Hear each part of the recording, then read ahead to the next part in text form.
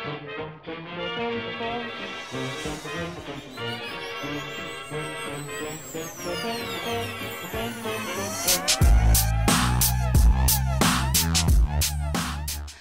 الصحفي البلجيكي ميشيل كولان. Allô? Oui. Oui. Bonjour Monsieur Collant. Vous m'entendez bien là? Oui, je vous entends. Merci. Donc je ne sais pas si vous avez entendu l'intervention de Monsieur Lévy. J'en ai entendu des passages, oui. D'accord. Donc vous faites partie des gens qui sont contre, des personnes contre l'intervention internationale en Libye. Et dans une émission, une intervention qui a été fort remarquée sur une chaîne française, vous disiez que toutes les guerres sont précédées par un média mensonge et que cette guerre en Libye en fait peut-être partie. Si vous pouvez nous expliquer le média mensonge par rapport à l'intervention en Libye. Je pense qu'en effet, chaque fois que les États-Unis, la France ou des gouvernements comme ça veulent convaincre l'opinion publique qu'une guerre est juste, il y a effectivement ce que j'appelle une guerre de l'information, une guerre de propagande et des médias mensonges. Je voudrais, avant de venir au cas de la Libye, rappeler que les États-Unis ont bombardé depuis la Deuxième Guerre mondiale, évidemment. Après la Deuxième Guerre mondiale, les États-Unis ont bombardé à 27 reprises un pays. 27, vous imaginez? 27 fois, depuis 1945, un pays a été bombardé par les États-Unis, avec des conséquences catastrophiques, comme le Vietnam, où j'étais il y a quelques mois, et où les États-Unis ont bombardé avec des armes chimiques, et vous avez encore des enfants qui naissent, des monstres qui naissent, et les États-Unis n'ont pas payé $1 d'indemnisation pour ça. Donc, chaque guerre est accompagnée d'un média mensonge. Évidemment, quand on est au moment même, c'est difficile parce qu'on nous cache plein de choses et on apprend la vérité en retard. Mais il faudrait quand même se demander si les États-Unis qui nous ont menti sur l'Irak, l'Afghanistan, le Vietnam et absolument toutes leurs guerres d'agression, cette fois-ci, tout d'un coup, ils laisseraient les médias nous dire la vérité. Alors, à propos de la Libye, je pense qu'il faut être très prudent. Et n'étant pas sur place et étant soumis, comme vous tous, à une information qui est très fort à sens unique, je pense qu'il faut être prudent et qu'il faut dire deux choses.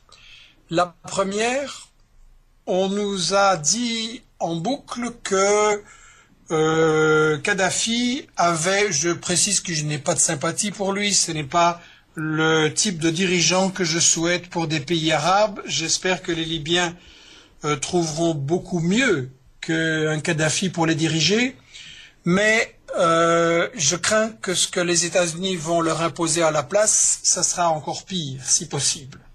Et donc, sur la question où on nous a dit Kadhafi bombarde les civils et il y a 6000 morts, eh bien, en tant que journaliste et canaliste des médias, je ferai 2-3 réflexions.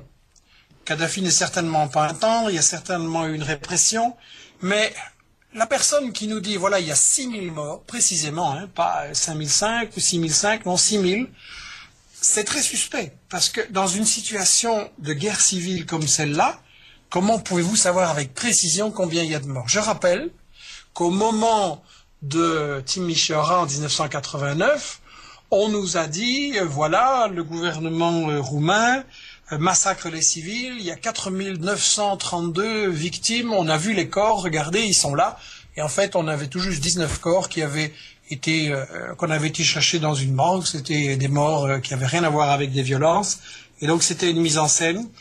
Je crois qu'il faut faire attention à ça, d'autant plus que quand vous regardez un peu, quand les événements ont commencé, qui a déclaré qu'il y avait 6000 morts? C'est un monsieur qui s'appelle Ali Zeidan, qui se présente comme membre de la Ligue libyenne des droits de l'homme. Très bien.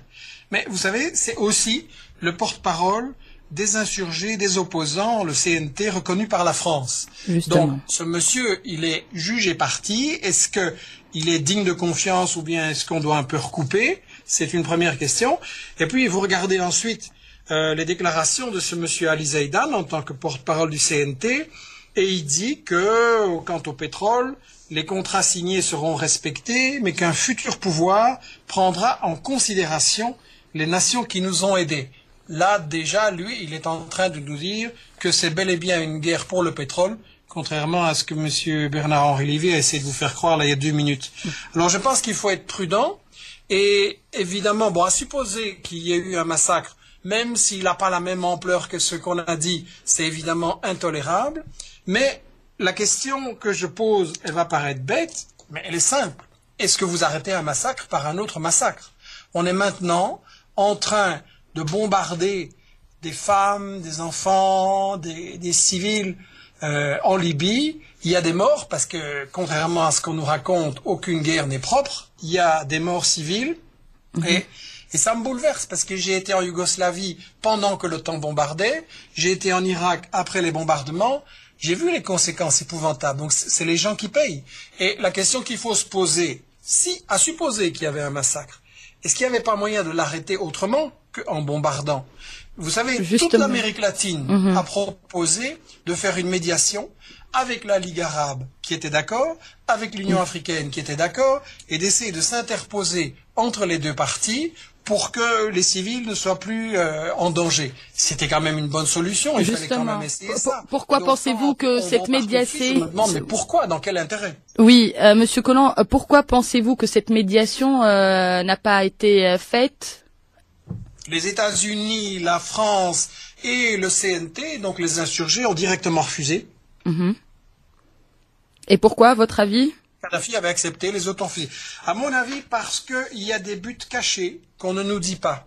Vous savez, dans une guerre, on nous raconte que la guerre est humanitaire, mais ça, vous savez bien que si vous faites une guerre qui n'est pas juste, vous devez évidemment faire un peu de marketing et vous devez la vendre. Donc vous devez dire que c'est une guerre pour la démocratie, pour la paix, pour l'humanitaire, que sais-je. Mais je ferai appel à M. Henry Kissinger. Vous savez, c'était un très influent ministre aux États-Unis dans les années 70. Et c'est l'homme qui a fait assassiner Allende pour le remplacer par Pinochet. C'est l'homme qui a bombardé le Vietnam, le Laos et le Cambodge, qui a installé toute une série de dictatures partout dans le monde. Mais cet homme, donc, que je considère vraiment comme une des plus grandes, excusez-moi, crapules de l'histoire politique des 50 dernières années, il a dit une chose très profonde.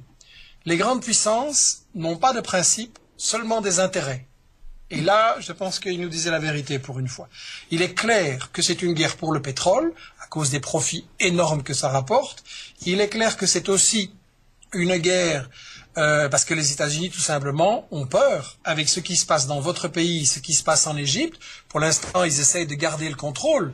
Mais imaginez que vous avez, à côté d'Israël, la Tunisie, l'Égypte et la Libye, qui est maintenant un régime qui n'est plus aligné sur les États-Unis ou Israël, un régime qui tout simplement applique la volonté des populations arabes, à savoir les droits des Palestiniens doivent être respectés et Israël doit cesser ses crimes et ses occupations.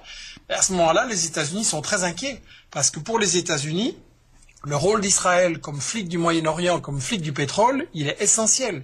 Donc les États-Unis ont très peur que les pays arabes qui protégeaient Israël, comme l'Égypte et d'autres, que ces pays basculent et qu'ils respectent enfin la volonté de leur peuple. Donc, Monsieur Collomb, est-ce que vous faites partie de ces personnes qui disent que la contre-révolution a été lancée? Je pense qu'effectivement, interrompez-moi si je me trompe, il ne suffit pas pour changer un système injuste de mettre à la retraite un dictateur qui d'ailleurs de toute façon allait bientôt partir à la retraite pour raison de santé. Donc si en plus les États-Unis et la France essayent de remplacer ce dictateur par son numéro 2 et la même chose en Égypte, j'ai beaucoup de doutes sur leur sincérité que tout d'un coup ils seraient là pour la démocratie. Je pense qu'on est en train effectivement dans des pays comme le vôtre d'essayer de changer un petit peu pour que rien ne change.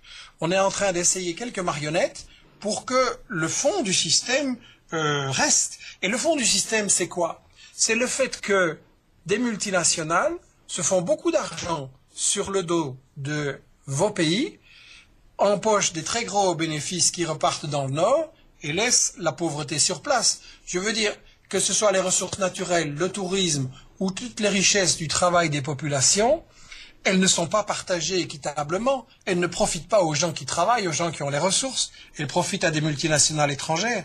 Et on a un très grand problème que les multinationales, ça je le dis clairement, elles ne font pas le bien de l'Afrique, du monde arabe, ni de l'Amérique latine. Elles font le bien d'elles-mêmes, de leur propre portefeuille. Et en fait, elles empêchent un développement économique et social. Et je pense qu'une véritable démocratie que je souhaite, mais qui est encore à arracher et à construire, en Tunisie, en Égypte et partout, je pense qu'une véritable démocratie, elle doit s'accompagner d'une justice sociale. Il faut qu'il y ait des salaires corrects, il faut qu'il y ait des possibilités de travail pour tous les Tunisiens, toutes les Tunisiennes, tous les Arabes. Il faut qu'on cesse d'avoir un système où les multinationales essaient de faire travailler peu de gens pour le moins cher possible et empochent tous les profits. Monsieur Collant, certains Tunisiens s'étaient opposés à la présence de la secrétaire d'État américaine Hillary Clinton en Tunisie, ont manifesté aussi contre le secrétaire général des Nations Unies, Ban Ki-moon, lors de sa présence en Tunisie. Ces personnes ont été critiquées par une autre partie de la population tunisienne qui disait que la Tunisie, justement, que l'économie tunisienne a besoin de l'Occident pour sortir de la crise. Pour vous, quelle serait l'alternative? Eh bien, quand on dit l'économie tunisienne a besoin de l'Occident, je pense, avec tout le respect, qu'on reste encore dans un système colonial où le Sud dépend du Nord et ne peut pas prendre ses propres décisions et ses propres orientations. J'ai beaucoup étudié ce qui se passe en Amérique latine, dans des pays comme la Bolivie avec Evo Morales, et le Venezuela avec Chavez, dont on dit beaucoup de mal pour le moment, mais sans vraiment connaître le dossier. Et je peux vous dire, pour avoir été là, avoir discuté avec beaucoup de latinos, qu'en fait, ce qui se passe en Amérique latine, c'est enthousiasmant sur deux plans. D'abord, il y a une vraie démocratie, et on n'a pas le choix entre une dictature plus ou moins militaire ou une fausse démocratie noyautée par l'argent, où les gens peuvent juste voter tous les 4 ans, mais après ils n'ont rien à dire sur les vraies décisions. En Amérique latine, on est en train d'essayer de créer une vraie démocratie participative, avec des débats politiques, avec un contrôle des gens sur les élus. Par exemple, au Venezuela, si le président, votre maire ou un gouverneur de province ne remplit pas son mandat ou qui perd la confiance de ses électeurs, eh bien on peut, après 1 an ou 2, décider, voilà, référendum, on vote et on dégage et on le remplace par un meilleur. Donc il y a ça. Et deuxièmement, en Amérique latine, vous aviez, avant les présidents comme Chavez et Evo Morales, vous aviez 44% de gens qui vivaient sous le seuil de pauvreté. Et la plupart des autres vivaient déjà pas très bien non plus. Alors que ce continent, regorge de richesses, le pétrole, le gaz, l'Amazonie, l'eau, tout ça, et ça ne profitait qu'aux multinationales et à l'étranger. Ce que Chavez, Evo et les autres ont fait, c'est qu'ils ont dit, bon, maintenant, c'est fini, nos richesses doivent servir à supprimer notre pauvreté, on change les règles du jeu avec les multinationales, si elles acceptent, qu'elles payent des taxes, qu'elles nous laissent prendre les grandes décisions qui nous intéressent, ok, elles sont les bienvenues, et en fait, il n'y a aucune multinationale qui a quitté l'Amérique latine, mais maintenant, les Vénézuéliens, les Boliviens, ils ont droit à l'éducation pour tout le monde, ils ont des soins de santé pour tout le monde avant que c'était gratuit et de qualité alors qu'avant c'était pas le cas, et ils ont vraiment un espoir, ils ont vraiment une espérance que leur vie va pouvoir changer parce qu'il y a une démocratie avec une justice sociale. Et je pense que c'est de ça dont on a besoin dans le monde arabe et en Afrique. Justement, en parlant du monde arabe, tout le monde est d'accord qu'il se passe énormément de choses aujourd'hui. Certains parlent d'un nouvel ordre mondial. Selon vous, quel serait le scénario le plus optimiste et le scénario le plus pessimiste ? Vous voulez dire le nouvel ordre mondial. Je pense qu'effectivement, le monde est en plein bouleversement. Les rapports de force internationaux ont changé et c'est à la fois plein de perspectives passionnantes et à la fois plein de dangers. Le monde a changé parce que les États-Unis, qui étaient les maîtres du monde avec une économie très forte qui pouvait aller faire la guerre partout, sont une économie en déclin, en crise profonde, avec un État qui est tellement endetté qu'il est virtuellement en faillite. Et en fait, les États-Unis n'arrivent à gagner aucune guerre. En Irak, en Afghanistan, via les Israéliens au Liban, ils perdent toutes les guerres, les États-Unis. Donc, je pense qu'il est temps de se rendre compte, excusez-moi, que le roi est tout nu, qu'il n'est pas du tout aussi fort que ce qu'on croyait, et qu'il est temps pour l'humanité de se libérer de ce gendarme mondial qui fait tellement de tort à tout le monde. Alors, c'est lié au fait que justement, il y a un renforcement de l'Amérique latine, avec le Venezuela, le Brésil, des pays qui essayent de prendre leur sort en main, avec bien entendu la Chine, qui a quand même réussi un exploit extraordinaire de nourrir plus d'1 milliard de gens et de sortir de la pauvreté, alors que je rappelle que selon les propres statistiques de l'ONU et de la Banque mondiale, il y a plus de pauvres aujourd'hui en Afrique qu'il y a 10 ou 15 ans, alors qu'on nous a proclamé les objectifs du millénaire, on va mettre fin à la pauvreté, blablabla. Il y a maintenant plus de pauvres dans l'Afrique qui est, on le sait, dirigée par des dictatures made in France. Et donc la Chine, elle échappe à ça. Et vous avez en fait toute une relation internationale qui a changé. Les rapports de force ont changé.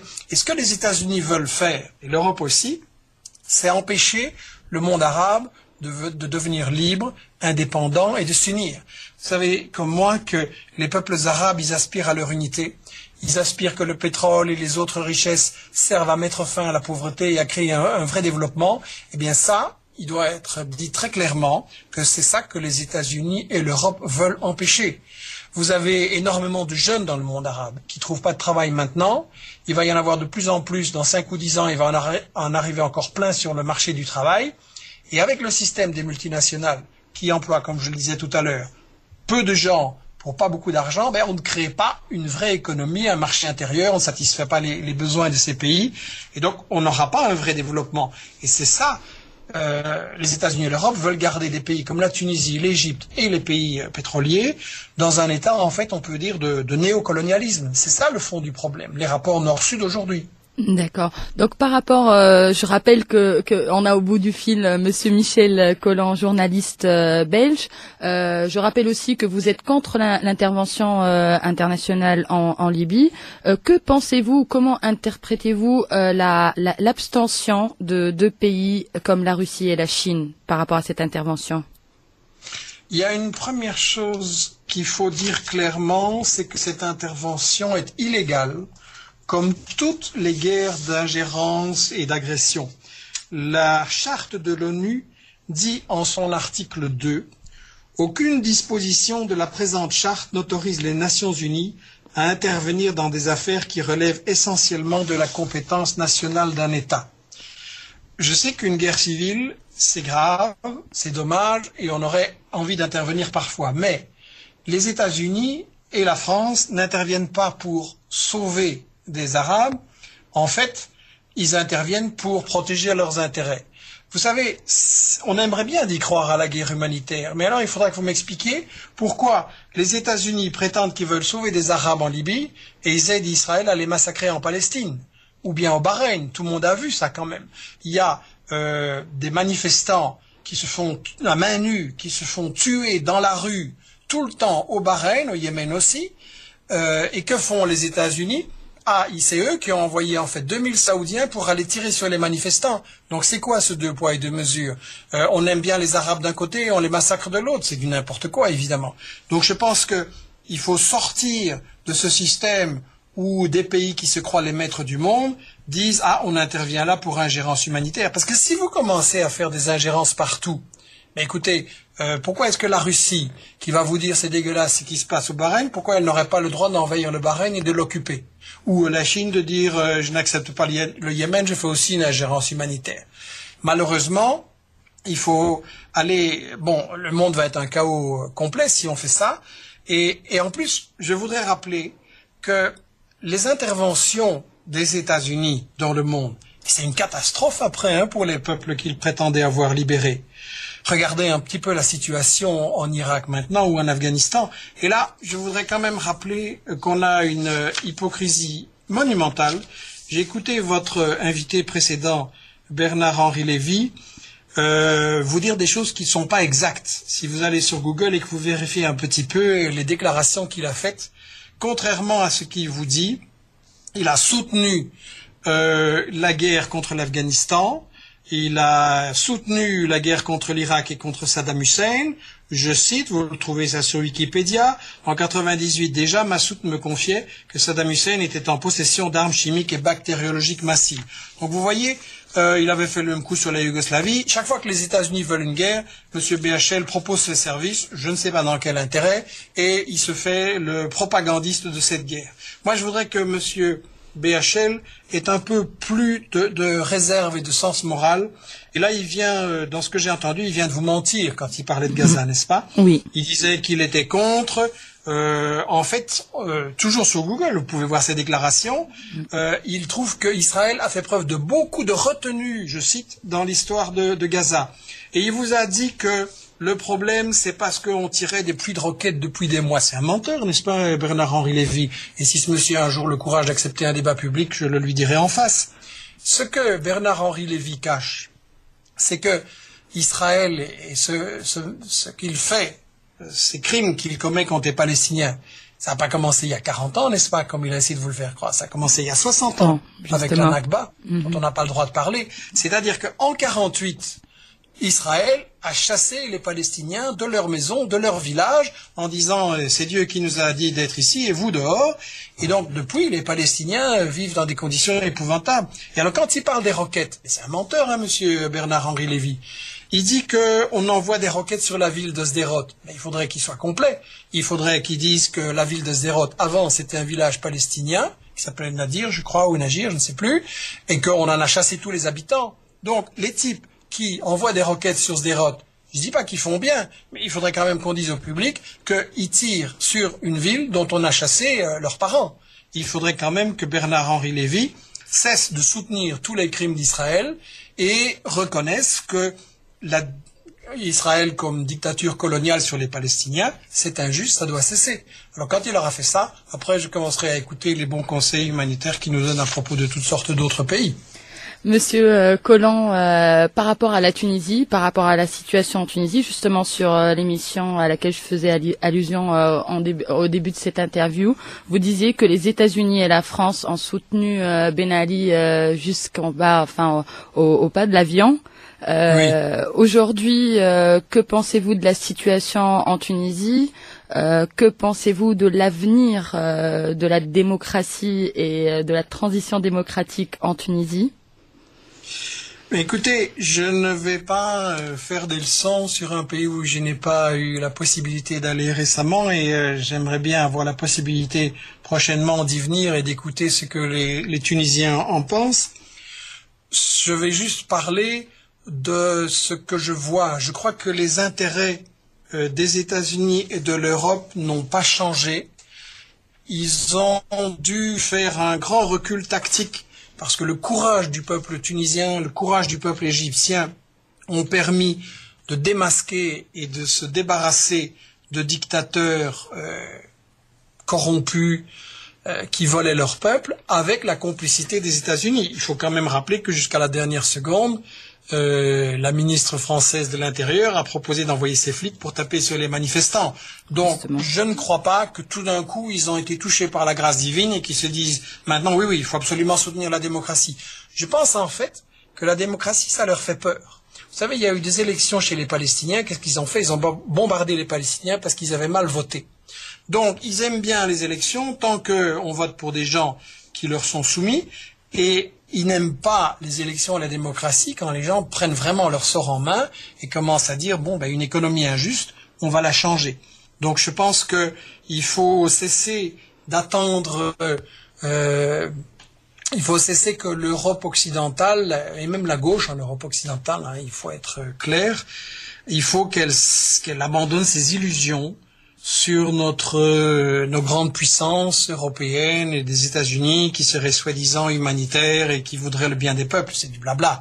La réalité derrière tout ça, c'est que les multinationales se font une guerre impitoyable pour contrôler les richesses, les ressources, le travail des gens et pour accumuler des profits colossaux. Vous savez, La société Exxon, elle a réalisé l'an dernier ou l'année d'avant, 45 milliards de dollars de bénéfices. Vous imaginez, donc beaucoup plus que toute la production de beaucoup de pays dans le monde pendant un an, quoi.